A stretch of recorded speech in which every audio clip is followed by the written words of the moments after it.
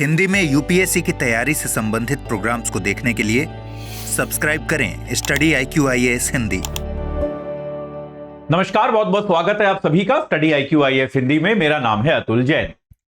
तो यार, हम सभी जानते हैं कि इस समय दुनिया की अर्थव्यवस्थाओं में जो विकास का ट्रेंड है वो कुछ ज्यादा अच्छा चल नहीं रहा है।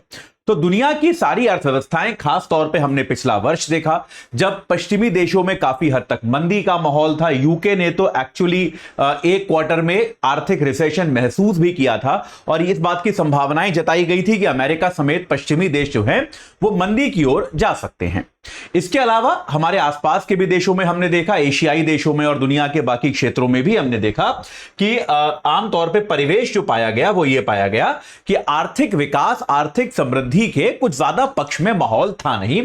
और ऐसे परिवेश में दुनिया में जिसको हम कहते हैं एक ब्राइट स्पॉट, यानी कि एक ऐसा देश जिसने अपने आर्थिक विकास की प्रक्रिया को जारी रखा और उसको आगे बढ़ाए रखा। मैं केवल बड़ी अर्थव्यवस्थाओं की बात कर रहा हूं। ऐसे छोटे छोटे देश हो सकते हैं जो बहुत तेजी से बढ़े, लेकिन वो बहुत छोटी अर्थव्यवस्थाएं हैं। तो बड़ी अर्थव्यवस्थाओं में एक इकलौता ऐसा देश जिसने अपनी आर्थिक प्रगति को बनाए रखा, वो देश था भारत। इसमें कोई शक नहीं है कि कोविड के बाद, कोविड का हम पर भी बहुत गहरा प्रभाव पड़ा था, लेकिन कोविड के बाद जिस प्रकार से हमारे यहां आंतरिक मांग बढ़ी है और जिस तरह से हम ये कह सकते हैं कि भारत सरकार ने भी एक जिसको हम कहते हैं कैपिटल एक्सपेंडिचर, पूंजीगत व्यय जिस तरह से बढ़ाया है, उससे भारत में एक विकास की गति को बढ़ावा मिला है।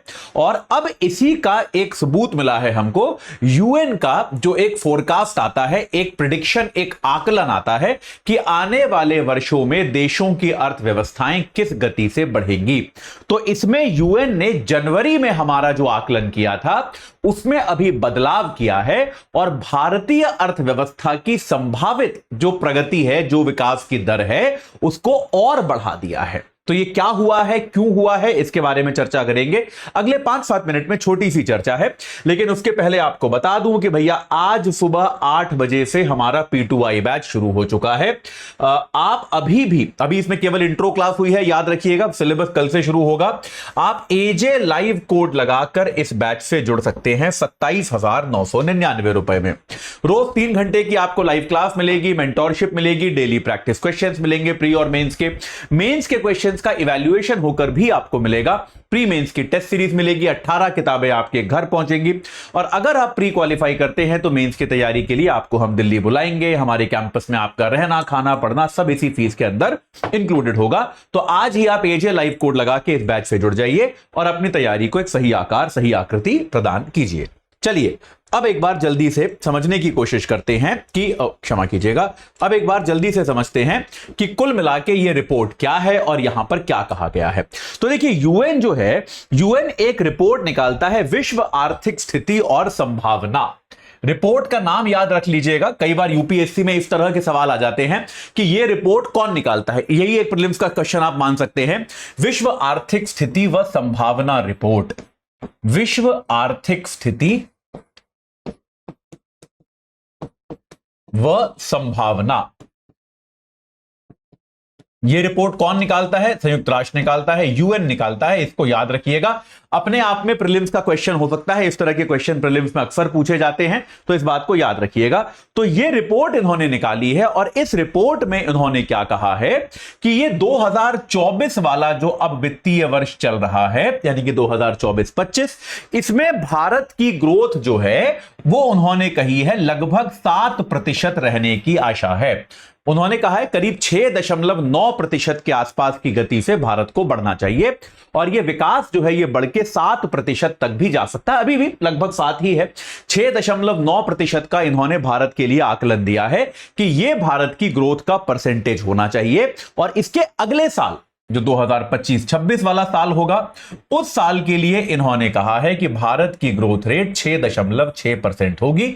ये देखिए, पहले ज्यादा बढ़ रही है, उसके बाद कम। इसको बेस इफेक्ट कहते हैं कि भाई आप जो है, मान लीजिए आपके पास जो है, तो आप जो है पहले जब आपके पास आधार छोटा होता है तो आप ज्यादा तेजी से बढ़ते हो, उसके बाद आपकी वृद्धि की गति कम हो जाती है। मतलब आप ऐसे समझिए कि आप इसको सैलरी से समझिए कि जिस कर्मचारी की सैलरी कम होती है, मान लीजिए कोई कर्मचारी जो है उसकी सैलरी 15 15,000 रुपए है, तो अगर उसके 5,000 रुपए बढ़ गए तो 20,000 रुपए उसके हो गए, लेकिन उसको 33% हाइक मिल गया। ये बात समझ रहे हो कि नहीं? तो अब चूंकि उसका आधार 20,000 हो गया है, तो अब अगर उसकी सैलरी बढ़ेगी तो उतनी नहीं बढ़ेगी। आप इसको ऐसे समझिए कि जिस आदमी को 15,000 रुपए मिलते हैं और जिस आदमी को 1 लाख रुपए मिलते हैं, उन दोनों के सैलरी अप्रेजल में हमेशा 15,000 वाले की सैलरी जो है परसेंटेज वाइज ज्यादा बढ़ती है, क्योंकि उसका आधार बहुत छोटा है।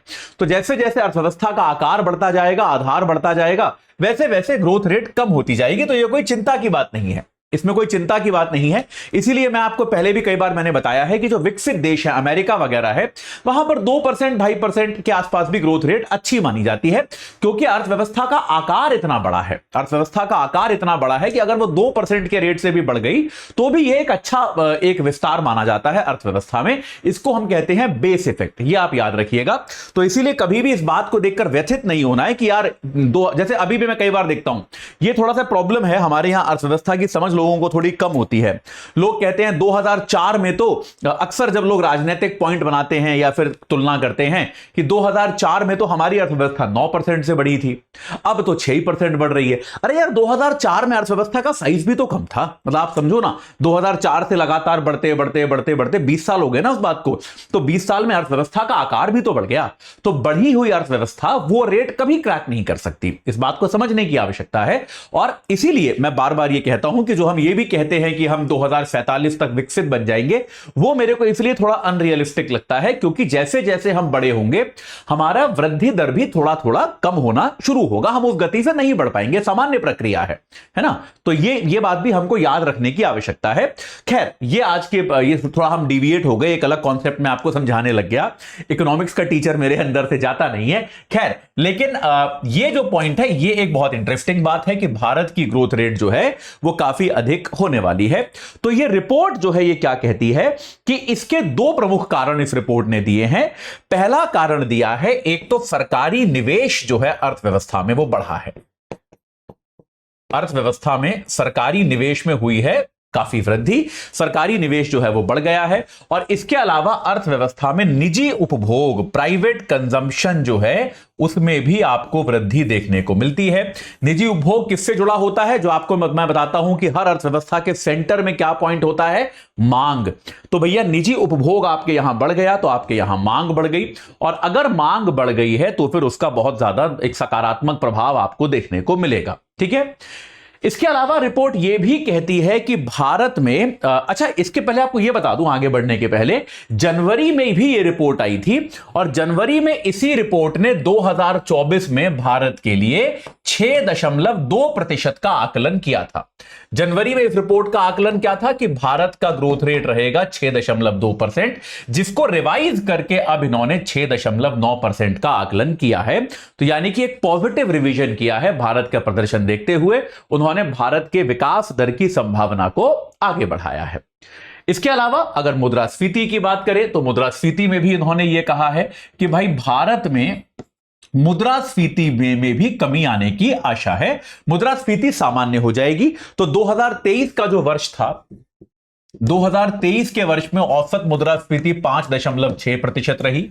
2024 में यह कह रहे हैं कि औसत मुद्रास्फीति भारत में लगभग 4.5% रहेगी। याद रखिएगा, आरबीआई भी जो टारगेट करता है वो मुद्रास्फीति को करीब 4% करता है। आप जानते हैं 4% ±2% आपको मैंने बताया है, तो उसके काफी नजदीक का आकलन इन्होंने किया है कि 4.5% मुद्रास्फीति रहेगी, जो कि एक कंफर्ट लेवल के नजदीक है। तो अर्थव्यवस्था में एक मुद्रास्फीति को लेकर भी आराम बना रहेगा। इसके अलावा इस रिपोर्ट ने यह भी कहा है कि न सिर्फ भारत में बल्कि पूरे दक्षिण एशिया में, जहां पर आमतौर पे चीजों के दाम बढ़ना मुद्रास्फीति एक बड़ा मुद्दा रहा है, पूरे दक्षिण एशिया में लगभग सभी देशों में मुद्रास्फीति की कमी आएगी। लेकिन इन्होंने साथ में यह भी कहा है कि खाद्य मुद्रास्फीति एक बड़ी चुनौती बनी रहेगी। खाद्य मुद्रास्फीति का जो प्रॉब्लम है वो हम सॉल्व होते हुए नहीं देख रहे हैं। खाद्य मुद्रास्फीति अभी भी एक चुनौती बनी रहेगी। एक और चुनौती ये भारत के लिए बताते हैं, वो चुनौती क्या बताते हैं कि चूंकि बाहरी मांग अभी भी उतना पिकअप नहीं कर पाई है, इस कारण से आपका निर्यात जो है, आप अगर निर्यात पर बहुत ज्यादा बैंक कर रहे हो कि यार निर्यात बहुत बढ़ेगा, उसके कारण हमारी अर्थव्यवस्था को बहुत ज्यादा लाभ होगा, तो ऐसा नहीं होने वाला है। निर्यात में क्या है, ज्यादा वृद्धि नहीं होगी। ये इस रिपोर्ट का आकलन है। आप जो है अपना आंतरिक विकास देखिए, निर्यात पर ज्यादा निर्भर मत होइए। निर्यात में ज्यादा वृद्धि नहीं होगी क्योंकि बाहरी मांग कम है। केवल दो सेक्टर हैं, फार्मास्यूटिकल सेक्टर यानी कि दवाइयों का सेक्टर और केमिकल। यह रिपोर्ट कहती है कि एक फार्मा और एक केमिकल, इन दो सेक्टर में भारत में आपको निर्यात में वृद्धि होती हुई मिलेगी, अन्यथा आपको किसी और क्षेत्र में बहुत ज्यादा निर्यात में वृद्धि नहीं मिलेगी। लेकिन आंतरिक कंजम्पशन भारत का इतना ज्यादा है, सार्वजनिक निवेश इतना ज्यादा है कि भारत की वृद्धि दर जो है, आर्थिक वृद्धि दर, वो एक अच्छा रेट बनाकर रखेगी। यह बात यह रिपोर्ट कहती है। ठीक है, चलिए तो अभी के लिए इतना ही। आगे कुछ और खास चर्चा होगी तो आपको बताऊंगा इस विषय में। लेकिन जाते जाते आपको एक बार फिर बता दूं कि भाई हमारा P2I बैच जो है आज सुबह 8 बजे से शुरू हो गया है। आप AJ लाइव कोड लगा के 27,999 रुपए में उससे जुड़ सकते हैं। रोज 3 घंटे की live class, mentorship, daily practice questions, pre और मेंस के क्वेश्चंस का आपको डेली फीडबैक मिलेगा। प्री मेंस की टेस्ट सीरीज, 18 प्रिंटेड किताबें आपके घर पे। और इसके अलावा अगर आप प्री क्वालिफाई करते हैं तो मेंस की तैयारी के लिए आपको दिल्ली बुलाना, आपका रहना, खाना, पढ़ना सब कुछ इसी फीस के अंदर इंक्लूडेड होगा। आप आज ही इस बैच से जुड़ जाइए और अपनी तैयारी को एक सही आकार प्रदान कीजिए। इस चर्चा से जुड़ने के लिए आप सभी का बहुत बहुत धन्यवाद। हिंदी में यूपीएससी की तैयारी से संबंधित प्रोग्राम्स को देखने के लिए सब्सक्राइब करें स्टडी IQ IAS हिंदी।